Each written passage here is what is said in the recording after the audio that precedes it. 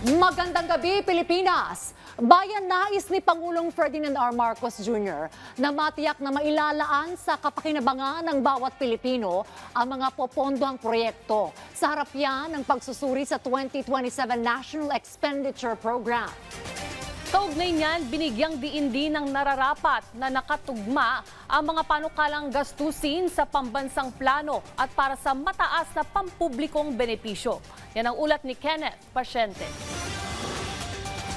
Matiyak na mapupunta sa mga programang pakikinabangan ng taong bayan. Iyan ang target ng pamahalaan hinggil sa panukalang pambansang budget para sa susunod na taon. Kaya para masigurong mailalatag ng maayos ang pambansang pondo, tuloy ang pagsusuri ng gobyerno dito.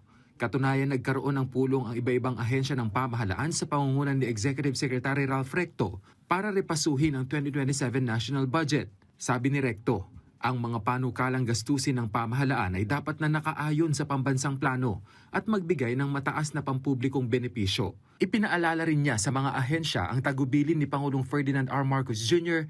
na tanging mga proyekto lamang na siguradong mabilis at walang sagabal sa implementasyon ang bibigyan ng prioridad. Umaasa niya ang Pangulo na ang National Expenditure Program o NEP na binabalangkas ng DBM ay masusing mahihimay at mapag-aaralan. Kabilang sa mga dumalo sa pulong sina DepEd Secretary Sani Angara, DSWD Secretary Rex Gatchalian, DA Secretary Francisco Tiu Laurel, DOLE Secretary Francis Tolentino at DOE Secretary Sharon Garin kasama ang iba pang opisyal ng DPWH, DOTR at DOH.